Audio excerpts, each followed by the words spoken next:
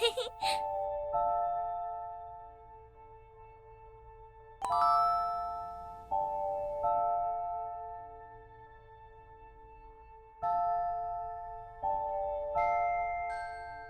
Psst! Huwag ka dyan! Sige ka, magagalit ang kapre sa'yo at susumpayin ka niya.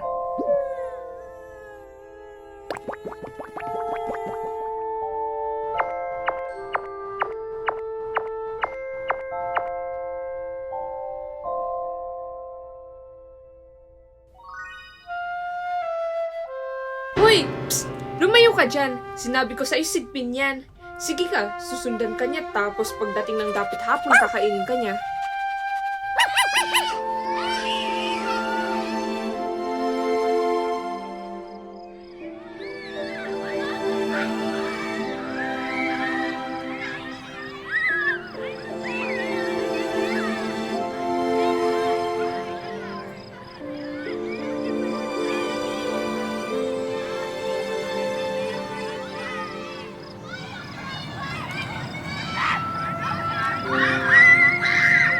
Hoy! Psst! Bumalik ka rito! Gagabi na kaya! Sige ka, kapag malayo-layo ka na sa bahay, habulin ka ng aswang at papatayin ka niya.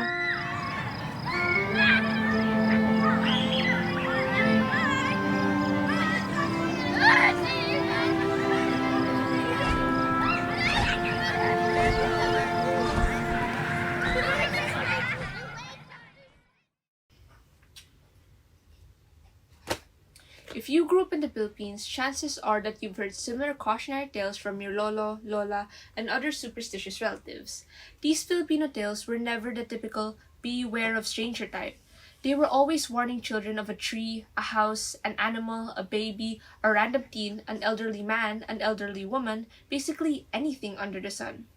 That said, Filipino folktales and mythology do a great job of blurring the lines between the natural and the supernatural world. In other words, these two realms are not mutually exclusive and can coexist in a gray area. It is within this gray area that we find stories like TRESE and folkloric tales warning us of the monsters that lurk among us. Monsters that could be anyone and anywhere. Besides being used to scare people, why do these stories exist? And does society truly need them? Muli, bago kami magpaalam, halika na't ibunyag natin ang nakatago.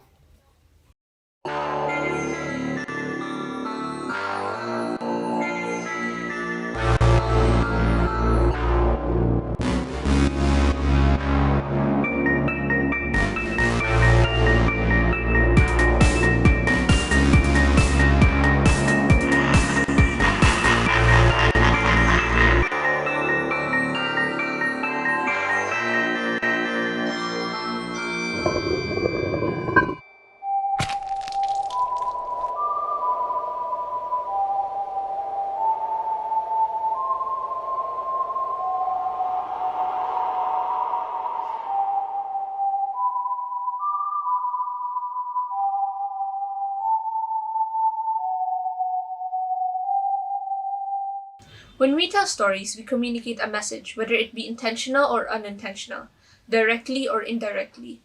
Our stories act as passageway to deeper truths. For Budget Tan, writer and co-creator of TRESE Comics, the stories in TRESE were precisely that, gateways to the true message. In our exclusive interview with Budget Tan, we explored his intentions in creating the world and characters of TRESE. We summarized Budget's sentiments into three primary intentions. First is to tell stories through different perspective and give a unique take on established legends. A lot of the stories were based on things I heard from my mom, from family, from friends, of course, especially back in the 80s, there were a lot of power failures because there was a problem with our power plants. So they had rolling brownouts. There were scheduled power failures, right? So when that happens, you just sit around with your family and tell stories. And every member of the family has a white story about the white lady, about the lady on Balete Drive. So those are just the things that stuck in my head, and just heard so many versions of that story. It just made me think, what, I want to write my version of the origin of the White Lady of Balete Drive. Why did she end up there? Why does she haunt that place? And that this that partly influences the stuff that I write. The snake under the mall. It's like, oh, everyone is so afraid of him, but turns out he's just a geek looking for a friend. And every time he kidnaps a girl, his rich father has to like find a way to like, put the girl back into the city without anyone knowing. So it's really things like that it's my attempt to find the definitive story about these urban legends and about these creatures of folklore. As Filipinos, we all know the stories about what these mythical creatures will do to us and how they will harm us if we chance upon them. But we don't know how these monsters ended up that way or what their backstories are.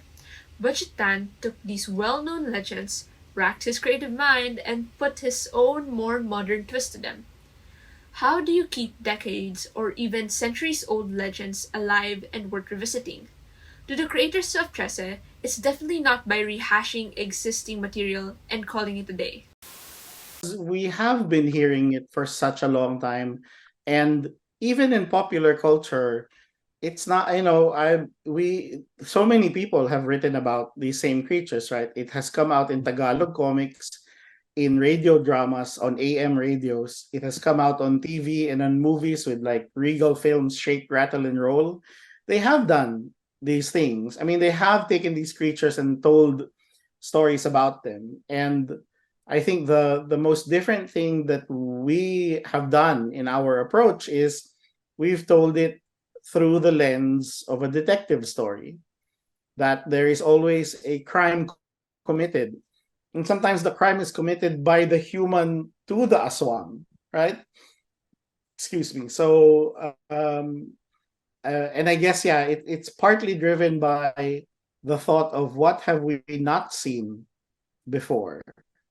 Because, again, going back to a white lady haunting a road, it feels like, every town, every country, every culture has a lady dressed in white haunting the crossroads. But, there's in the Philippines, there's something, very different about it. So we just wanted to tell it in our own way. Budget did not limit himself to creatures of myth. Even stories about actual influential figures inspired him to create fictional backstories and counterparts. One influential figure in particular piqued Budget's interest and went on to become the basis of the TRESE comics' primary antagonist, the powerfully enchanting and manipulative Madame.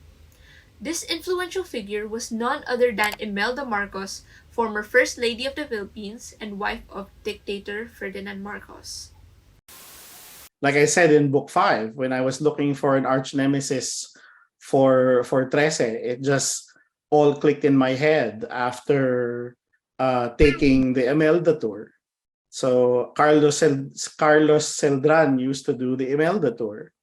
And the stories he told about Imelda, there was like a bunch of stories where he talked about how Imelda met with world leaders and leaders like Gaddafi, and that they were supposedly so entranced with her, which just made me think, what? I mean, she we all know that she's she's not an Encanto. Really, she was able to do that, and from her humble beginnings, right? It was like, what kind of person is capable of doing that? What kind of power? And we've met these people, right? You've met these people, like it's your first time to meet them, and they're just such good talkers. They're just such good salesmen that you are so convinced. It's like, yeah, I'm gonna hang out with you. On top of modernizing and reinventing traditional Filipino folktales, myths, and superstitions through TRESE, Budget hoped to resolve, discuss, and bring attention to real world issues in the Philippines, specifically through a supernatural lens. It still goes back to the the premise of I want to tell stories of the stuff happening right outside our window, but look at it from the lens of the supernatural and from a detective's point of view. There's a mystery that needs to be solved. Budget Tan recalled a time wherein his social media feed had been full of horrifying news after horrifying news regarding extrajudicial killings, a nauseating sight even for Budget, a seasoned true crime enthusiast. And so when I open a newspaper or if I look through my Twitter feed, I normally like bookmark or clip out stuff that grabs my attention of unsolved crime, right? So before the whole EJK started, I was already chronicling in my own blog EJKs, and they would happen on like a monthly or quarterly basis, right? The MO was the same. People would be found wrapped in duct tape with a sign on their chest saying drug pusher ako, wag tularan. They would be wrapped in trash bags and dumped in either public sites or in what do you call this or in other trash sites where they would be found. It's like they were purposely put there to be found, right? And and it was intriguing when it would happen every couple of months. It became sickening when it started to happen every single day, to the point that you couldn't count anymore, right? From a young age, Budget had been surrounded by news reports and articles documenting cases of martial law victims and powerful people having other, often college students, kidnapped, sexually assaulted, and tortured. With how often these types of reports circulated, Budget had grown accustomed to their presence and accepting them as a part of everyday Filipino experience. An unsavory reality, yes, but an unavoidable one. Real stories like these were what cemented Budget's fixation and drive to uncover the what's, how's, and why's behind these people's experiences. The Chanaks that are actually came from an abortion clinic, right? It's Chanak story was partly inspired by articles that came out crime section where aborted fetuses were found in a CR in the mall. There was an aborted fetus left in a bouquet of flowers in front of a church. There was an aborted fetus left in a handbag, and it was left, at somebody's house. And it just makes me think, what did these women have to go through? But they couldn't throw the baby away, right? They got the baby, wrapped the baby, put it in a basket of flowers, brought it to a church. There's some, we don't know. We don't know the stories of these women and what they had to go through. It is also from these stories that Budget learned humans are more than capable of becoming monsters themselves. When we look at real life, people are often just as bad, if not worse, than the monsters we hear about in ghost stories and horror movies. Right. So in the TRESE story that came out, the anime is the same story that came out in 13 Stations, of the mayor who had the squatters area burned so he can create a condominium, and all of the squatters are moved to a relocation place which turned out to be the place where aswangs eat, right? So that whole story happens in real life except for the aswang bit. But in a way, the people who burned that squatters area might be worse than aswang. Through the characters of TRESE, Budget provides context and explanations for real cases that never had a resolution. In a way, he also attempts to make sense of the crimes committed and bring justice to their victims, which leads us to the third intention: to be the voice of the people and to tell their stories.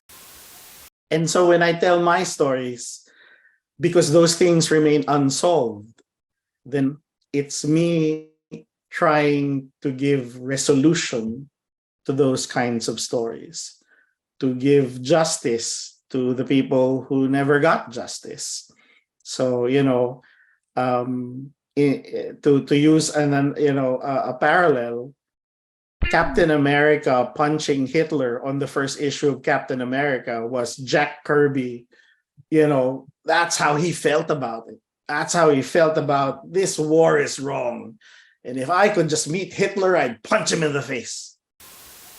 Ultimately, it was Budget's urge to see justice served and find proper closure on behalf of the victims. I can't help but tell the stories that I hear. And I tell it in my own way. And in my stories, justice is served. The TRESE comics explores the complexities and nuances of human nature. It sheds light on the crimes and the lives of the victims, but it also gives each villain a story. Some may advise against doing this for bad guys as it humanizes and can make people root for them. This is not to say you must learn to pardon any and all wrongdoers because everybody has a story. No. But it does teach people to avoid seeing the world as strictly black and white. When we bar ourselves from acknowledging gray areas or reading morally gray literature, we also stop ourselves from perceiving life as it truly is, intricate and convoluted.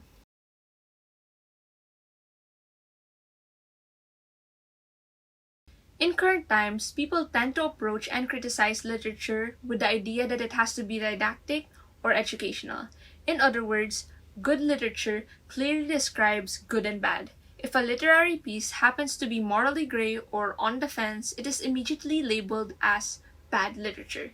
Despite this argument, morally gray literature can still teach something if you know how and where to really look. In real life, things are hardly ever definitively this or that. Morally gray literary pieces reflect the ambiguity of the real life, ethical and moral dilemmas people regularly face. They have the potential to shape a person's morals apart from the ones they grew up with, because it pushes them to truly reflect and rethink their values.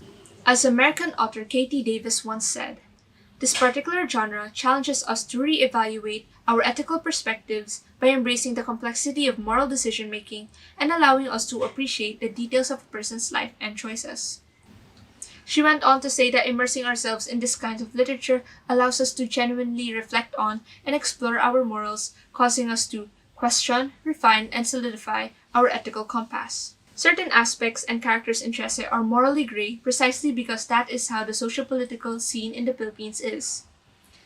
Naturally, as a cultural product reflective of and shaped by reality, art, which includes literature, mirrors the socio-political climate in which it was created. That said, the moral grayness in TRESE does not promote skewed values. Instead, it hints at the reality that more often than not, socio-political matters in the country are not strictly one thing or the other.